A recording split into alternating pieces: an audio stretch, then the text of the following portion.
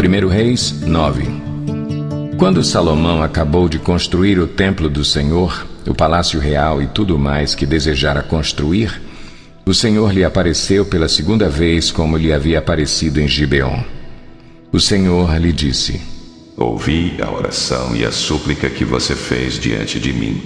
Consagrei este templo que você construiu para que nele habite o meu nome para sempre. Os meus olhos e o meu coração estarão sempre nele. E se você andar segundo a minha vontade, com integridade de coração e com retidão, como fez o seu pai Davi, se fizer tudo o que eu lhe ordeno, obedecendo aos meus decretos e às minhas ordenanças, firmarei para sempre sobre Israel o seu trono, conforme prometia Davi, seu pai, quando lhe disse: Nunca lhe faltará descendente para governar Israel. Mas se você ou seus filhos se afastarem de mim e não obedecerem aos mandamentos e aos decretos que lhes dei e prestarem culto a outros deuses e adorá-los, desarraigarei Israel da terra que lhes dei e lançarei para longe da minha presença este templo que consagrei ao meu nome. Israel se tornará então objeto de zombaria entre todos os povos. E embora este templo seja agora imponente, todos os que passarem por ele ficarão espantados e perguntarão: por que o Senhor fez uma coisa dessas a esta terra e a este templo? E a resposta será: porque abandonaram o Senhor, o seu Deus, que tirou os seus antepassados do Egito, e se apegaram a outros deuses, adorando-os e prestando-lhes culto.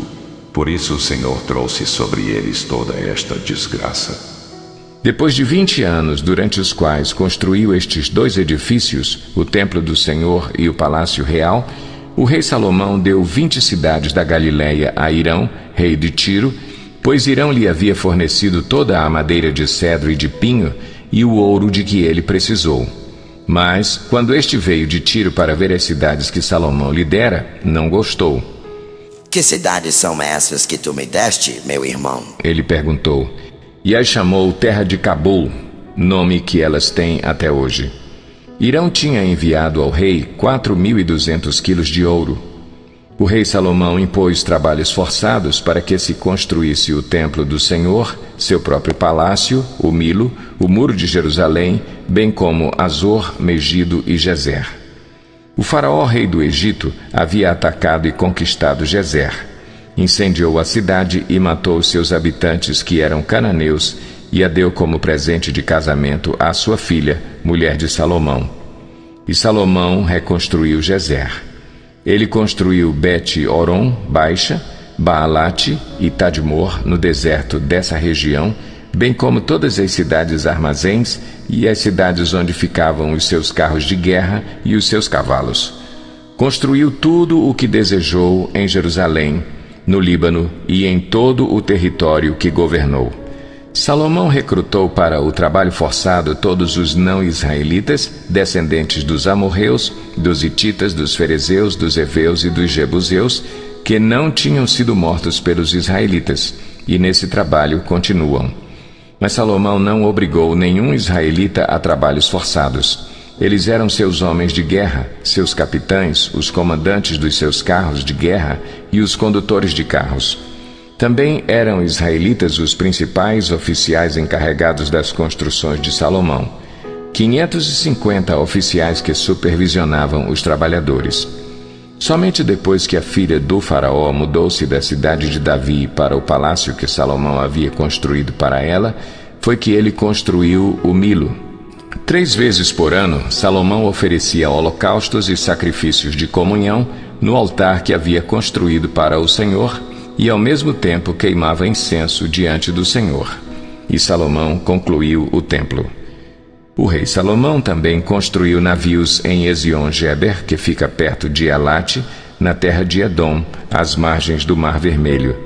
E Hirão enviou os navios, os seus marinheiros, homens experimentados que conheciam o mar, para trabalharem com os marinheiros de Salomão.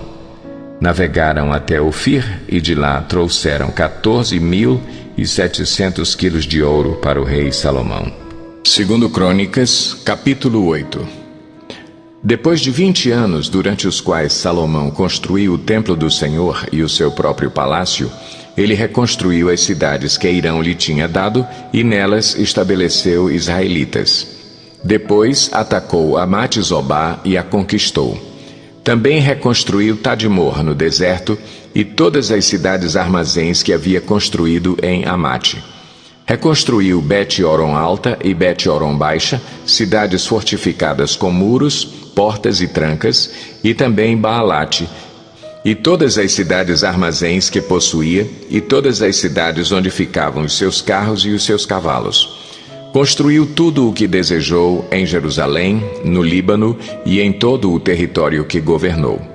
Todos os que não eram israelitas, descendentes dos hititas, dos amorreus, dos ferezeus, dos heveus e dos jebuseus, que não tinham sido mortos pelos israelitas, Salomão recrutou para o trabalho forçado, e nisso continuam até hoje. Mas Salomão não obrigou nenhum israelita a trabalhos forçados.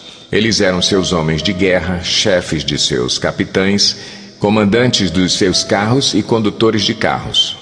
Também eram israelitas os principais oficiais do rei Salomão, 250 oficiais que supervisionavam os trabalhadores.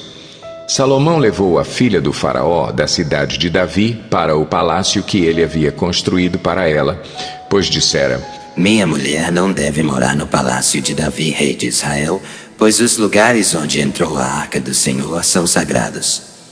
Sobre o altar do Senhor que havia construído diante do pórtico, Salomão passou a sacrificar holocaustos ao Senhor, conforme as determinações de Moisés, acerca das ofertas diárias e dos sábados, das luas novas e das 3 festas anuais: a festa dos pães sem fermento, a festa das semanas e a festa das cabanas.